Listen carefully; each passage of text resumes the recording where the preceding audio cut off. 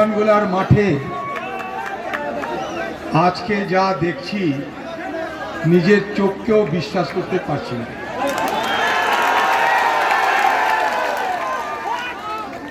এত মানুষ ভগবানগোলায় কোথায় ছিল আমার জানা নেই।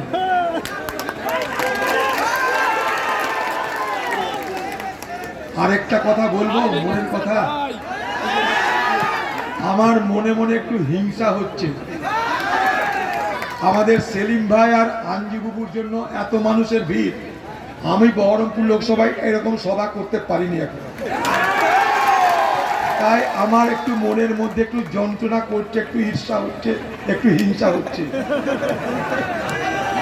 কারণ আমি দেখতে পাচ্ছি আঞ্জুবুবু, সেলিম ভাই দুজনে তো জিতছেনই, এখন গুনতরে কত ভোটে জিতছে। সকাল দেখলে বোঝা যায় দিন কেমন যাবে, সভা থেকে বোঝা যায় ভাই বুবু দুজনাই জিতবে। ছিল হাত, এলো হাতুড়ি, হাতে এখন হাতের সঙ্গে হাতুড়ি, দুর্নীতির মাথায় মারবো বাড়ি।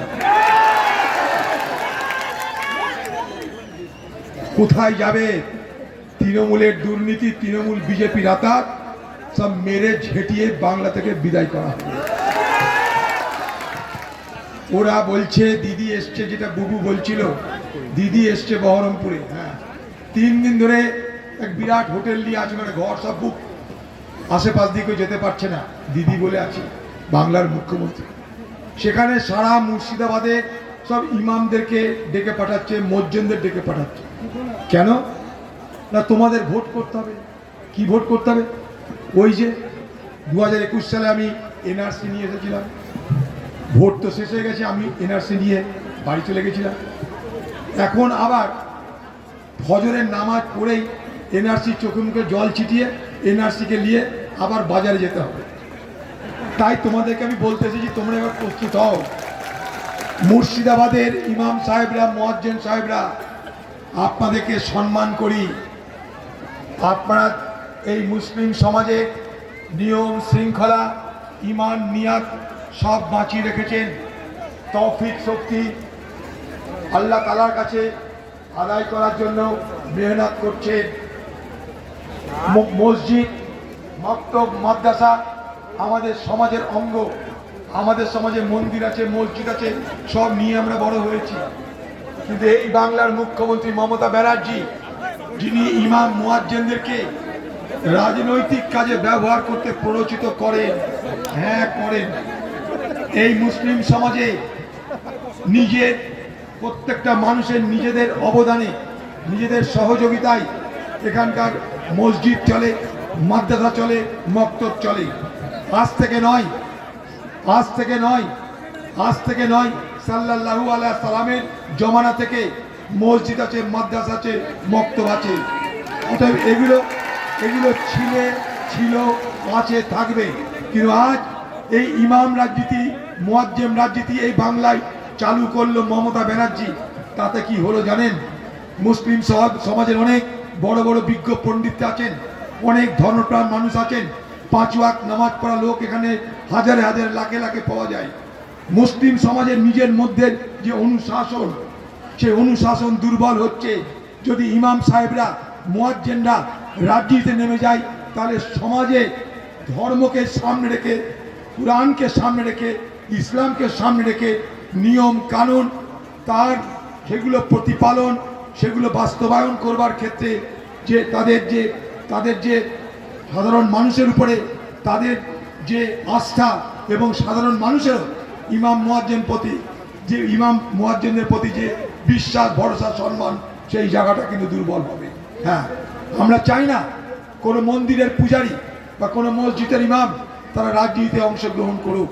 তারা তাদের ধর্ম নিয়ে থাকুক, তারা ধর্ম চর্চা করুন, তারা সমাজকে ধর্মীয় বাতাবরণ উদ্বুদ্ধ করুন, সমাজে তারা কুরআন পাঠ করান, সমাজে তারা কি করে চলতে হয়, কি করে প্রকৃত ইসলামী হতে হয় তার শিক্ষা দিন, কি করে প্রকৃত হিন্দু হতে হয় তার শিক্ষা দিন। কিন্তু পূজারীদেরকে নিয়ে, মুয়াজ্জিনদেরকে নিয়ে, ইমামদের নিয়ে এ বাংলায় রাজনীতি বন্ধ হোক, এটা বাংলার মানুষের কাছে আমার আবেদন।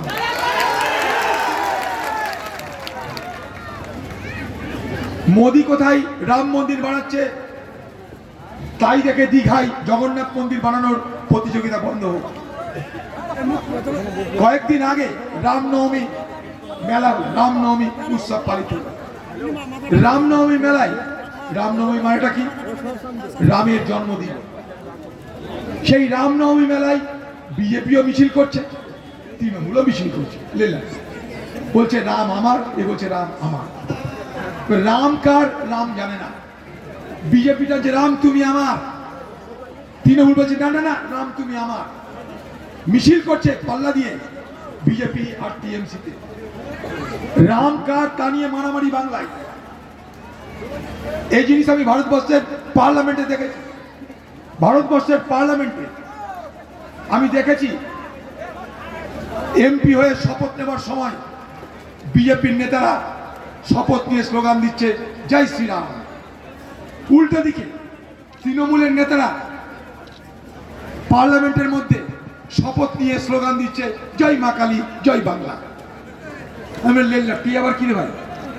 আমরা তো পার্লামেন্টে গেছি কোনো হিন্দুর প্রতিনিধি হয়ে নয়, কোনো মুসলমানের প্রতিনিধি হয়ে নয়, কিন্তু পার্লামেন্টের মধ্যে, যেটা ভারতবর্ষের সব থেকে বড় পঞ্চায়েত, যেখানে মানুষের কথা বলতে গেছি, সেখানে কেন ধর্ম নিয়ে এই আকচাকটি টানাটানি চলবে? পার্লামেন্টে যখন শুরু হয়, প্রথম বক্তৃতা দেয় নরেন্দ্র মোদী, স্পিকার নির্বাচন হয়ে গেল। দ্বিতীয় বক্তা আমি আপনাদের এই জেলার অধীর চৌধুরী। আমি একটা কথা বলেছিলাম, সেটা আপনাদের কাছে বলা আমার উচিত মনে হচ্ছে, তাই বলছি। পার্লামেন্টে দাঁড়িয়ে আমি বলেছিলাম মোদির দিকে তাকিয়ে, जब मुल्ला को मस्जिद में राम नजर आए, जब पुजारी को मंदिर में रहमान नजर आए, दुनिया की सूरत बदल जाएंगे जब इंसान को इंसान में इंसान नजर आए।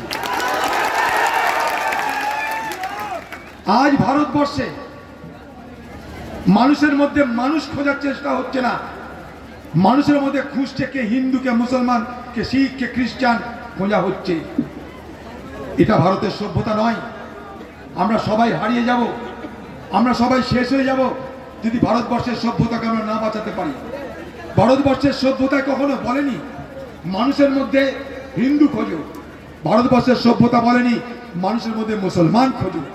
ভারতবর্ষের সভ্যতা, শিক্ষা, সংস্কৃতি বলেছে ভারতবর্ষের মধ্যে মানুষের মধ্যে মানুষ খোঁজো।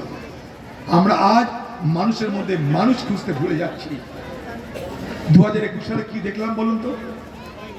নাগরিক আইন, এনআরসির ভোট হলো। এটা কি কোনো ভোট? বলুন, ভোট মানেটা কি?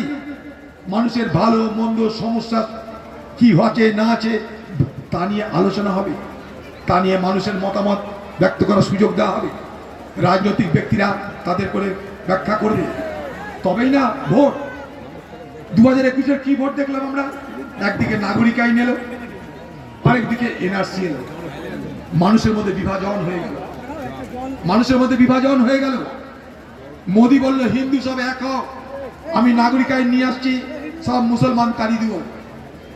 দিদি হঠাৎ করে হিজাব পরে ইনশাআল্লাহ বলে ঝাঁপিয়ে পড়ে মুসলমানকে বলছে আমি আছি তোমাদের চিন্তাটা আমি দেখে নিব। মাঝখান থেকে আমরা বামেরা আমরা সব গাড্ডাই পড়ে গেলাম, আমরা হেরে গেলাম। বাংলার মানুষ দেখুন, যেদিন থেকে আমরা হেরে গেছি বাংলায়, পশ্চিমবঙ্গের বিধানসভায় মানুষের কথা আর আলোচনা হয় না। পশ্চিমবঙ্গের বিধানসভায় বিজেপি যায় জয় শ্রীরাম বলতে, আর পশ্চিমবঙ্গের বিধানসভায় তৃণমূল যায় জয় মা কালী বলতে। মানুষের কথা বলার লোক নেই। ভারতবর্ষের পশ্চিমবঙ্গের বিধানসভা শূন্য। ঠিক একই কথা আমি ভারতবর্ষের পার্লামেন্টে তুলেছিলাম মোদিকে উদ্দেশ্য করে। মোদি বলে সবকা সাথ, সবকা বিকাশ, সবকা প্রয়াস। আমি তাকে সমালোচনা করে বলেছিলাম তুমি বলছো সবকা সাথ সবকা বিকাশ, তুমি সবাইকে নিয়ে চলো মোদি, তুমি সবাইকে নিয়ে চলো না। তুমি যদি সবাইকে নিয়ে চলতে তাহলে তোমার দলের একটা এমপি কমসে কম মুসলমান হতো।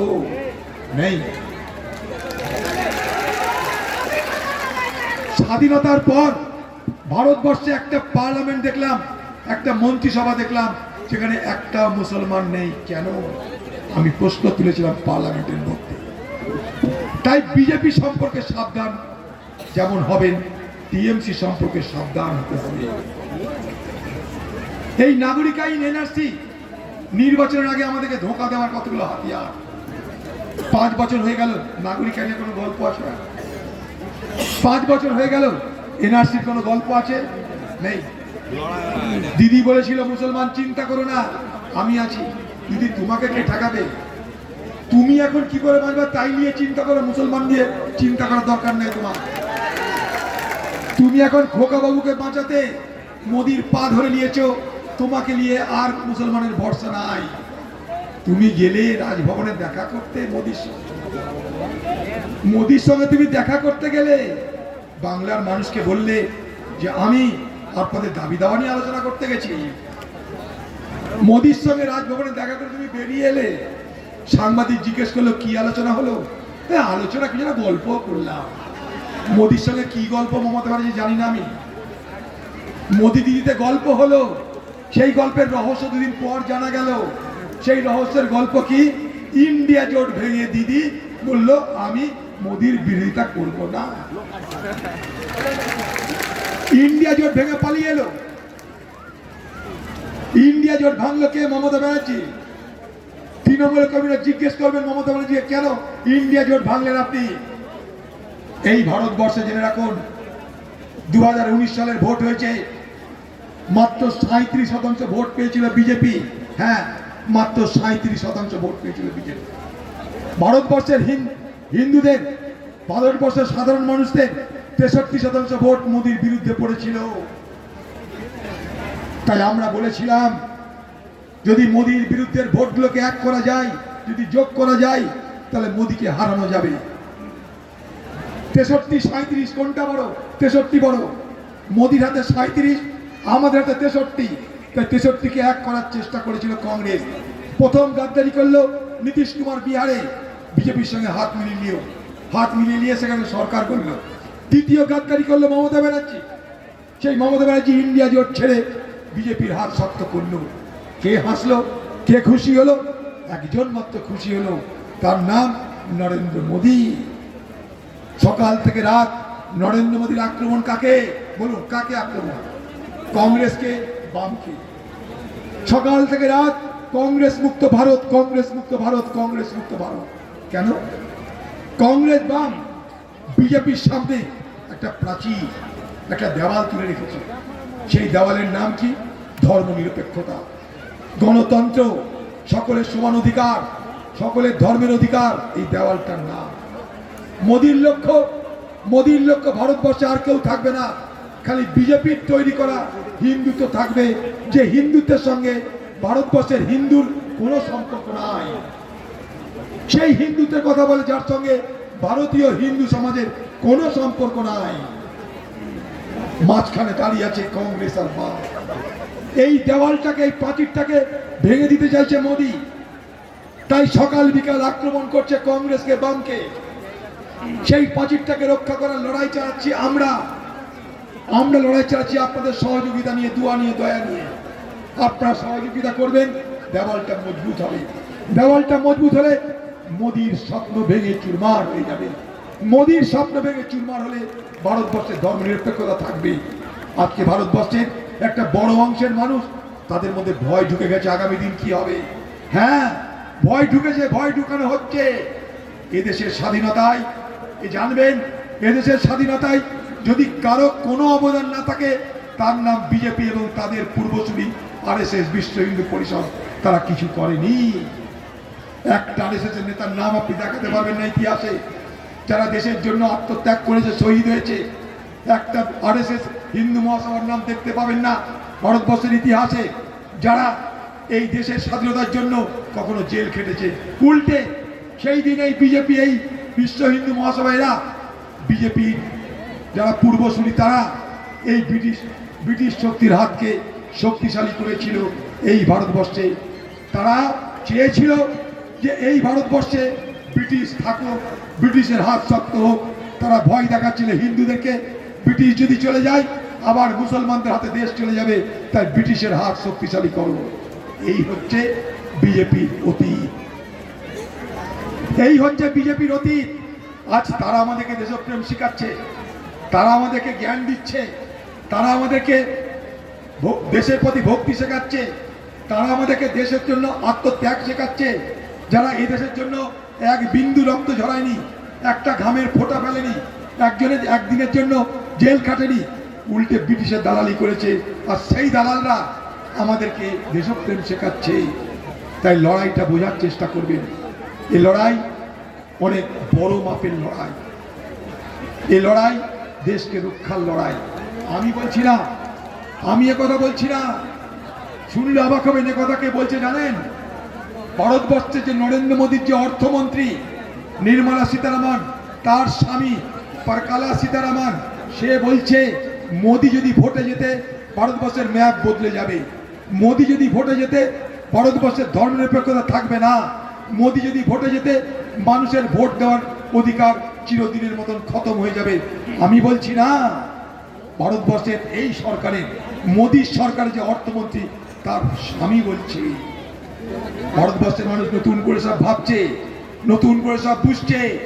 জেনে রাখবেন, সারা ভারতবর্ষ জুড়ে পরিবর্তন একটা নতুন নতুন বার্তা এখন বইছে ঝড়ের গতিতে। সার্ভে বলছে মোদীর যে আসন সংখ্যা ছিল, সে আসন সংখ্যা এখনই 100 ছেটে দেওয়ার দরকার।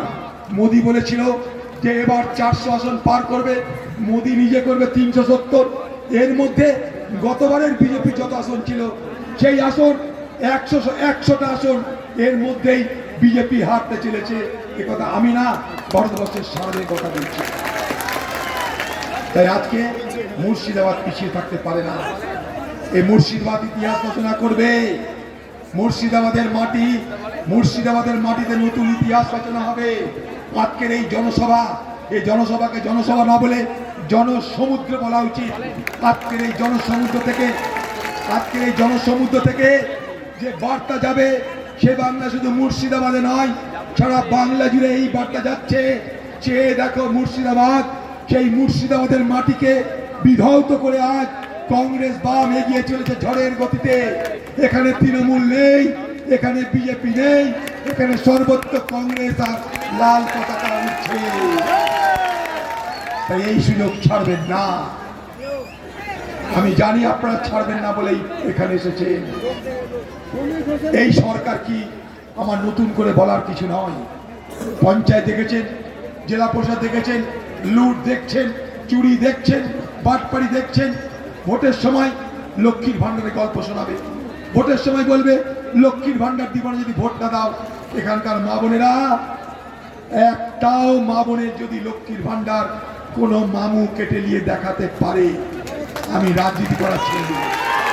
আমরা থাকলাম এখানটায়, আমরা থাকলাম, একটাও লক্ষ্মীর ভান্ডার কাউরি কেড়ে নেওয়ার ক্ষমতা নেই। সে তৃণমূলের যত বড় মাতব্বর কারণ একটাই, লক্ষ্মীর ভান্ডার কোনো দয়া নয়, কোনো দান নয়, আপনার অধিকার। এটা রাজ্যের একটা প্রকল্প। রাজ্যের প্রকল্প কেউ ব্যক্তির জন্য কেড়ে নিতে পারে না, প্রকল্প সকলের জন্য হয়, এটা মাথায় রাখবেন।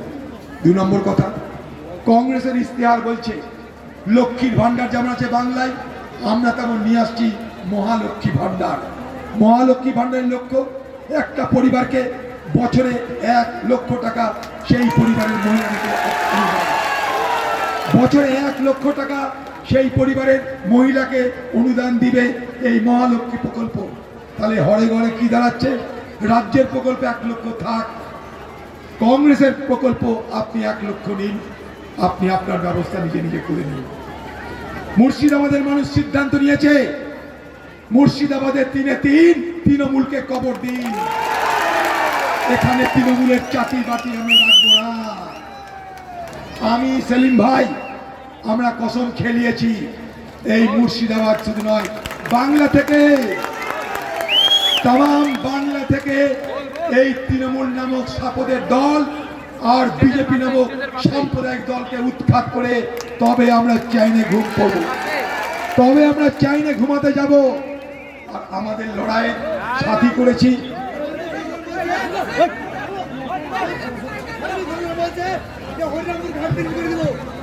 আর বলছি বলছি বলছি আরো বলে গেলাম, আমি আর সেলিম ভাইয়ের সঙ্গে শক্তি জোগাতে হাজির হয়েছে আমাদের আঞ্জু বিবি।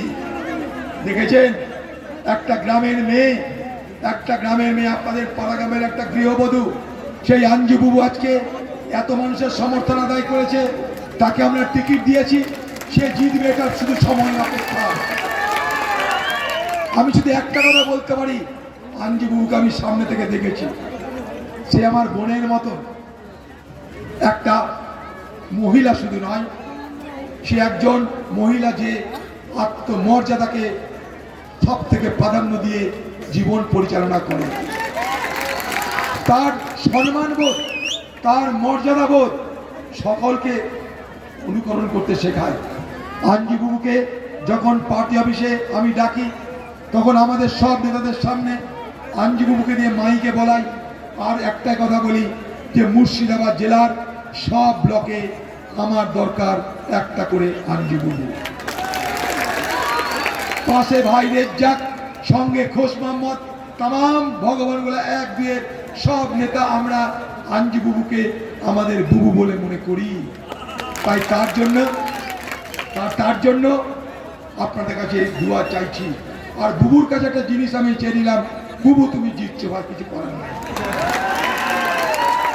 আর যদি যেত তুমি, তারপর একদিন ডেকে খাসির গোশত, চালের রুটি খাওয়াতে হবে।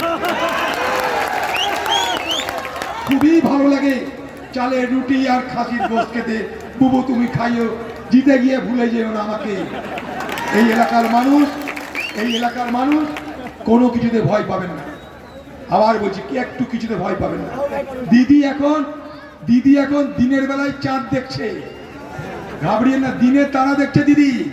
যেখানে যেখানে যাচ্ছে সভা করতে, কটা আশা কর্মী, অঙ্গনারী কর্মীকে জোর করে নিয়ে যাচ্ছে, আর সেলফ হেল্প গ্রুপের মহিলাদেরকে জোর করে নিয়ে যাচ্ছে। তারা যেতে না চাইলেও যাচ্ছে। দিদি এখন দিনের বেলায় আকাশের তারা গুনছে, ভরসা একটাই, রিগিং করবে আর পুলিশ বাবজিরা আছে। আর আমি চ্যালেঞ্জ দিয়েছি তৃণমূল সরকারকে, তৃণমূলের নেতাদেরকে, তৃণমূলের মস্তানদের, তৃণমূলের হারমাতদের, মুর্শিদাবাদ জেলায় একটা বুথ দখল করে দেখিয়ে দে। মুর্শিদাবাদ জেলায় যদি একটা বুথ তৃণমূল দখল করে দেখাতে পারে, কথা দিলাম আমি রাজনীতি করা ছেড়ে দেবো। চলো, একটুও ভয় পাবেন না আপনারা, একটুও না। 7 তারিখে মোকাবেলা হবে। দেখুন কি করতে পারি আমরা। কোন বুথে তৃণমূলের মস্তানদের ঢুকতে যেতে না পারে, তার পূর্ণাঙ্গ ব্যবস্থা আমি করে আপনাদেরকে এই কথা বলছি। তৃণমূল কোথায়? তৃণমূল বাজারে নেই। তৃণমূলের যারা কর্মী তারা সবাই তো চোর নয়। প্রধানরা, নেতারা তারা চুরি বাটপাড়ি করেছে। সাধারণ সমর্থক যারা তারা তার চোর নয়। আজকে জেনে রাখুন আপনারা তাদের মনের কথা। তারা সবাই এবার সেলিম ভাইকে আর আঞ্জু বুবুকে ভোট দেওয়ার জন্য এখানে তৈরি হয়ে আছে। মিলিয়ে নিয়ে নামার কথা, মিলিয়ে নিয়ে নামার কথা। তাই আমি আমার বক্তব্য দীর্ঘায়িত করব না। আমাকে নিজের কাজটা করতে হবে। চাচা আপনজান বাঁচা করতে হবে, বহরমপুর যেতে হবে, আমাকে বহরমপুরে সভা করতে হবে। আমিও ভোটে দাঁড়িয়েছি। তাই আমি আঞ্জু বুবুর জন্য, সেলিম ভাইয়ের জন্য আপনাদের কাছে আশীর্বাদ দোয়া চাইছি। আর একটা কথা বলে গেলাম, সেলিম ভাইয়ের যারা বিপক্ষে দাঁড়িয়েছে, দমকলে হাজার হাজার মানুষের ভিড় দেখেছি। গোটা মুর্শিদাবাদ লোকসভা কেন্দ্র জুড়ে মানুষের ঢল প্রতিদিন বাড়ছে বাড়ছে বাড়ছে বাড়ছে বাড়ছে। তাই এখানে বলে গেলাম, সেলিম ভাইয়ের বিরুদ্ধে, সেলিম ভাইকে হারানোর জন্য যারা দাঁড়িয়েছে, আমি একটা ভবিষ্যৎবাণী করে গেলাম। আগামী 4 তারিখ, জুন মাসের 4 তারিখে গুনতি হবে। গুনতির পর সেলিম ভাইকে যারা হারাতে এসেছিল, তারা সেলিম ভাইকে সালাম ঠুকে সোজা পথে সরিয়ে শ্বশুর বাড়ি চলে যাবে। জয় হিন্দ।